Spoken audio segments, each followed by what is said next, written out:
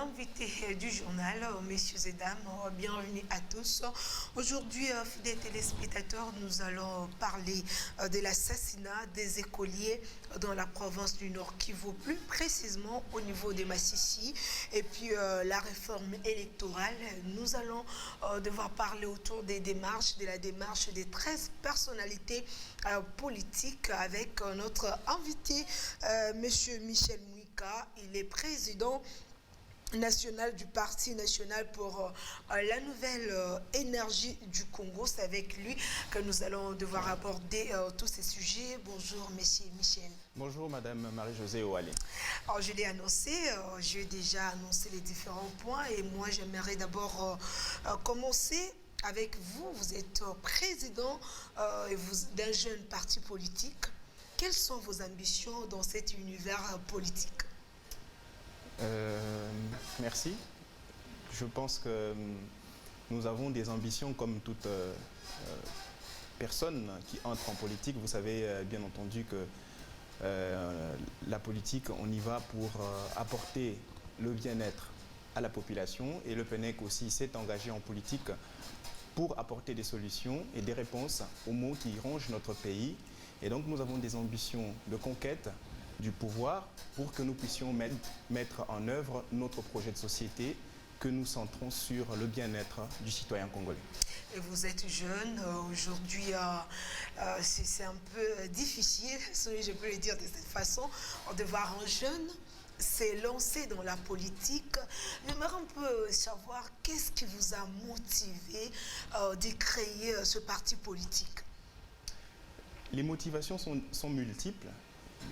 Nous pouvons citer quelques-unes. Il y a d'abord le fait que l'avenir de notre pays, depuis 2016, lors de la création, paraissait sombre pour plusieurs jeunes et plusieurs Congolais. Et donc nous avons décidé de ne pas être spectateurs, mais d'être acteurs du changement que nous voulions voir dans notre pays et concourir à la création ou à l'avènement de ces changements. Raison pour laquelle nous avions décidé en son temps de nous engager et d'amorcer cette lutte. Mais il faut rappeler que la République démocratique du Congo, notre pays, a toujours été porté par sa jeunesse, parce que si vous vous souviendrez que pour que le Congo devienne indépendant, il a fallu que des jeunes en 1960 s'engagent pour que le Congo devienne indépendant. Aujourd'hui, la jeunesse a décidé à nouveau de prendre le règne de notre pays et de se donner les moyens et de travailler de manière à ce que nous puissions apporter à notre pays ce qui lui manque, c'est-à-dire la prospérité et le bien-être partagé pour tous. Et pourquoi vous n'avez pas choisi d'adhérer dans un autre parti politique à la place de créer votre propre plateforme? Il y a une problématique, c'est que quand vous entrez dans une formation politique existante, vous y trouvez déjà les bases, ainsi que la façon de faire les choses. Ça veut dire que vous adhérez à une vision déjà tracée. Et sans pour autant, en quelque sorte, dire que tout ce qui existe dans notre pays n'est pas bon ou n'est pas parfait, nous pensons humblement que il était beaucoup plus aisé pour nous de construire un parti selon notre conception du Congo, notre vision de ce pays et de ce que doit être, de ce qu'il doit être dans les années à venir. C'est comme ça que nous avons coulé nos idées et notre vision dans nos idées fondatrices pour créer une plateforme qui est une place de choix que nous avons mis à la disposition des jeunes Congolais pour qu'ils aient un cadre dans lequel ils apprennent à se construire, et dans lequel ils apprennent aussi à se former pour être prêts avant de prendre le règne de la République et d'apporter des solutions au pays. Est-ce que le PNEC est de l'opposition ou soit de la majorité au pouvoir? Ça, c'est déjà des questions auxquelles nous sommes très souvent habitués. Et j'ai envie de dire que le PNEC est un parti qui se veut républicain, centriste, qui n'appartient pas à la majorité, moins encore à l'opposition. Parce que dans notre pays, nous avons un problème autour de cette conception entre majorité et opposition. Nous avons très souvent l'impression que Ce débat n'est pas souvent un débat idéologique, c'est souvent un débat d'individus. Si je n'aime pas X, je vais à droite. Si je n'aime pas Y, je vais à gauche. Ce n'est pas le débat que nous voulons pour notre pays. Nous, ce que nous voulons, c'est que nous puissions créer quelque chose ou une dynamique qui permet au pays de se sortir de ce débat qui a tellement envenimé notre pays, mais qui est tout à fait un débat essentiel. Mais pour le moment, nous n'avons pas pris position pour un cas ou pour un autre. Le seul camp auquel nous appartenons, c'est la République, notre pays que nous aimons tant. Vraiment. Nous allons changer de chapitre pour parler des tueries à l'est de la République. Le samedi passé, vous étiez dans la rue. Et quelles étaient vos motivations par rapport à la marche que vous avez organisée?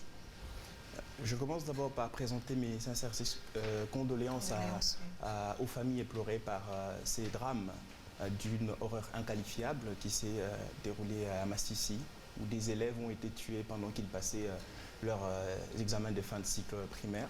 On ne peut pas imaginer et comprendre qu'on en arrive à ce point. Nous connaissons déjà et vivons un drame d'une horreur indescriptible que nous dénonçons, et c'est la raison d'ailleurs pour laquelle nous avons été les samedis passés dans la rue. Le samedi, nous avons lancé notre mouvement, notre campagne de sensibilisation et de réappropriation du drame qui se déroule dans les Grands Kivu depuis plus de 2 décennies. Nous voulons que le Congolais se réapproprie ce drame et comprenne que nous sommes en deuil depuis plus de 2 décennies. Et malheureusement, nous ne faisons pas assez pour faire en sorte que ce qui se déroule dans ce coin de notre pays nous préoccupe et que nous puissions nous lever comme un seul homme en lieu et place de passer tout notre temps dans les débats qui sont à gauche, qui sont à droite.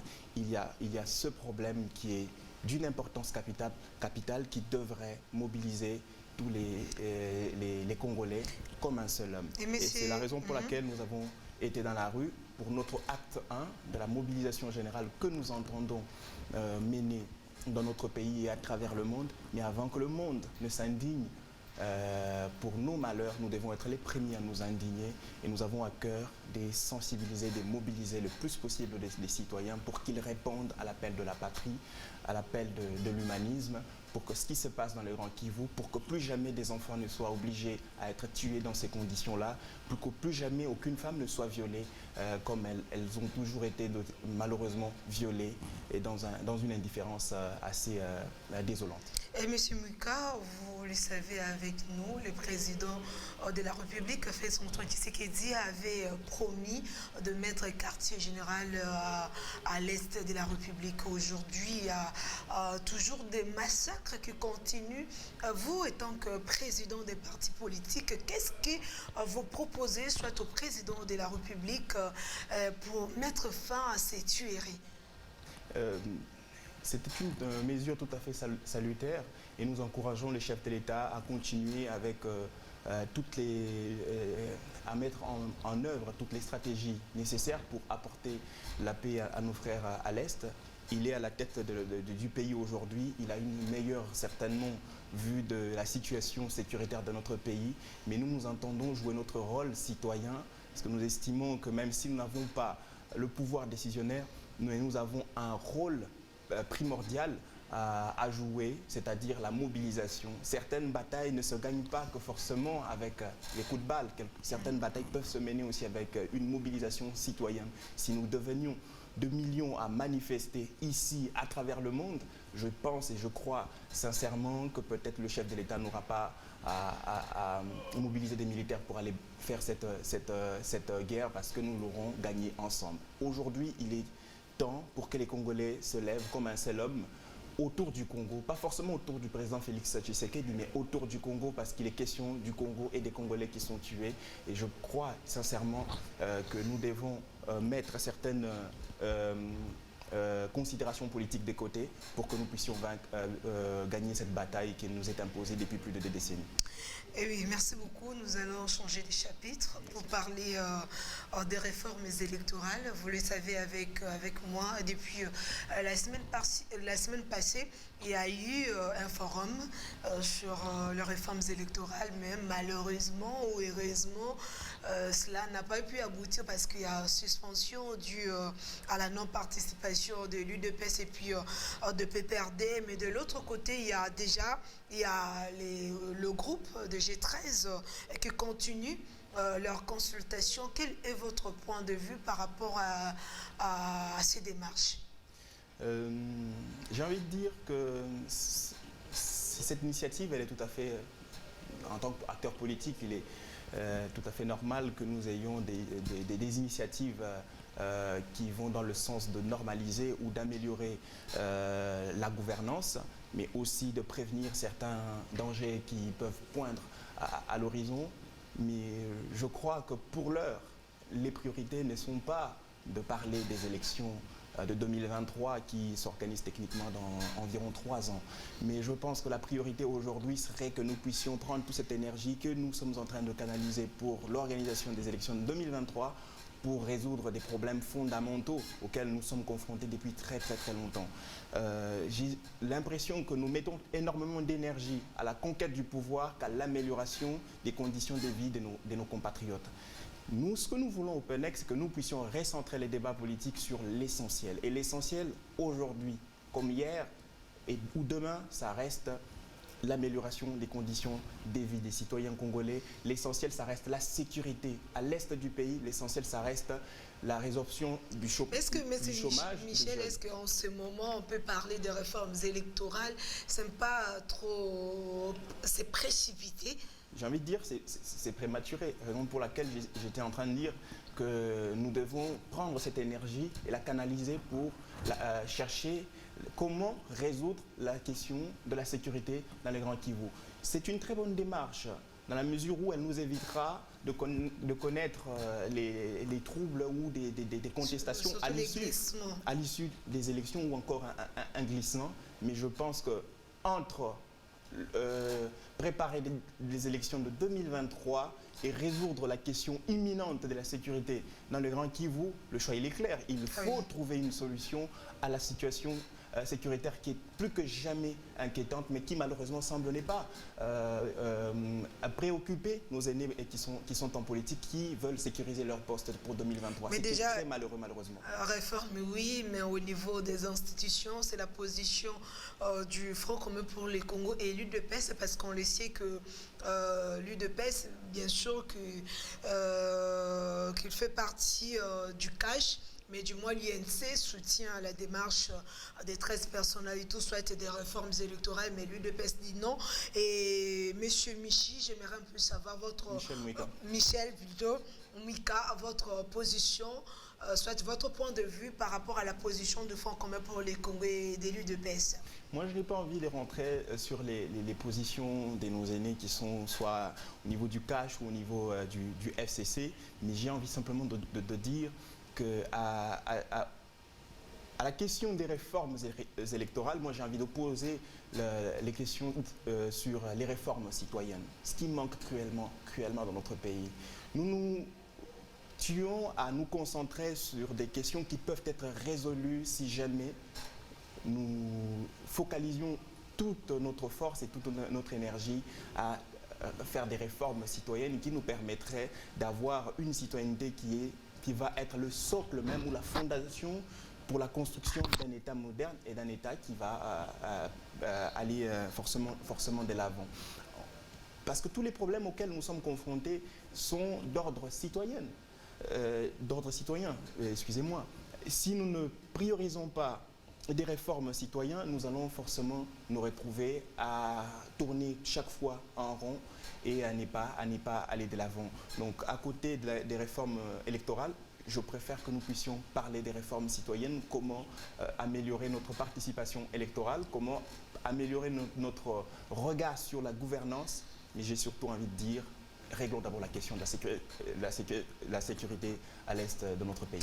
Et vous êtes président du PNEC, quelles sont vos visions pour 2023 ? Est-ce qu'il faut parler déjà de 2023 ? Oui, en tant qu'acteur politique, nous avons des ambitions électorales, mais pour le moment, nous voulons d'abord nous mobiliser tous les Congolais et même la communauté internationale à régler d'abord la question de l'Est. 2023 va se régler au moment opportun, mais pour le moment, ce que nous entendons faire et nous voulons faire, c'est mobiliser les Congolais comme un seul homme, que nous soyons des millions à manifester. J'ai envie de dire aux Congolais qui nous suivent qu'il faut que nous puissions nous mobiliser davantage. Nous avons vu des peuples s'élever et faire tomber certains... Mais ce problème résiste depuis des années à l'est de la RDC, il y a toujours ce problème. Quand vous êtes en train de dire que nous devons nous mobiliser, sortir dans des rues pour manifester, c'est bien bon, mais on le sait, dans ces pays, il y a plusieurs manifestations de ces genres qui ont été organisées, mais jusque-là, donc on revient toujours au point de départ, monsieur Michel. Il y a eu plusieurs manifestations qui ont été organisées, mais cette fois-ci, nous n'allons pas organiser qu'une manifestation sporadique. Nous avons parlé de l'acte 1. Le samedi 29, c'était l'acte 1. Nous comptons, nous annoncerons il y a encore la date, un point B. L'acte B, l'acte 2, et ainsi de suite. Nous n'allons pas nous arrêter de manifester tant qu'il n'y aura pas la paix à l'est de notre pays. Il y a un peuple qui se lève, il est plus puissant que n'importe quelle force qui peut se dresser devant lui. Il y a des peuples qui se sont levés et qui ont mis un terme à des situations, des désolations qui ont perduré des années et des années. Je crois que si nous commençons à tomber dans cette forme d'accoutumance que nous dénonçons d'ailleurs, où nous disons c'est depuis plus de 20 ans que les gens meurent, donc puisque les gens meurent déjà depuis plus de 20 ans, on peut les laisser mourir. Non. Les vies humaines de nos compatriotes sont très sacrées et nous ne pouvons pas nous habituer à cette chronologie macabre. Nous devons faire de tout notre mieux pour que la guerre cesse à l'Est. S'il faille que nous puissions nous mobiliser par millions pour que la guerre cesse, nous allons nous mobiliser par millions pour que la guerre cesse. Mais Michel, vous êtes aussi en contact avec d'autres organisations parce que PENEC seul ne sera pas quand même. Il faut aussi, tel que vous venez de dire, si on est des millions, c'est-à-dire on se met ensemble, Marie-Jo, je viens et tel vient et on se met ensemble, on peut faire la pression. Est-ce qu'au niveau du PENEC, vous avez des contacts avec d'autres organisations de la société civile ou soit des classes politiques, je ne sais pas moi? Nous entendons appeler tout le monde et nous avons d'ailleurs fait appel à tout le monde. Ce n'est même pas le PENEC qui appelle les associations, les autres partis politiques, c'est la patrie qui nous appelle. Ne pas répondre, c'est faillir à notre responsabilité vis-à-vis de la mère patrie. Nos frères sont tués. Est-ce que les amis de la société civile, nos aînés qui sont dans les autres plateformes politiques, sont-ils au courant de ces informations, oui ou non? Je pense que tout le monde sait, à moins que nous puissions tomber dans un déni d'informations. Je pense que tout le monde a conscience que le pays est face à une situation préoccupante. Et si la préoccupation, elle est là, il y a un appel qui est lancé. Pourquoi ne pas nous mettre tous ensemble dans les rues, d'abord pour faire les deuils, parce que le Congo est en deuil. 2 décennies d'horreur et de drame. Quelle est notre attitude? Il faut faire ce deuil avant de l'imposer à l'humanité. Nous nous indignons, nous pleurons avec ceux qui sont indignés. Ça, c'est la particularité de notre peuple, un peuple très chaleureux, un peuple qui sait compatir avec les autres. Avant que les autres aussi viennent compatir avec nous, nous devons leur donner j'ai envie de dire, nous devons leur donner l'opportunité de venir se joindre à nous. C'est comme ça que nous appelons à la mobilisation générale, mais à la réappropriation avant tout de ce drame pour que nous sachions et comprenions que nous sommes en deuil et il faudrait que ces deuils soient portés et faits par les Congolais avant que l'humanité ne vienne se joindre à nous. Merci, monsieur Michel Mouika. Je vous en prie, madame Marie-Josée. Voilà qui met un terme à cette rubrique de l'invité du journal. Je vous rappelle que nous avons parlé de l'assassinat des écoliers au niveau de la province du Nord Kivu, plus précisément à Masisi, et puis la réforme électorale, la démarche des 13 personnalités politiques. Je vous rappelle que j'ai reçu sur ce plateau Monsieur Michel Mouika, il est président national du Parti national pour la nouvelle énergie du Congo. C'est avec lui que nous avons abordé tous ces sujets. Et d'ici là, portez-vous bien. Quant à moi, je vous retrouve très prochainement. Au revoir.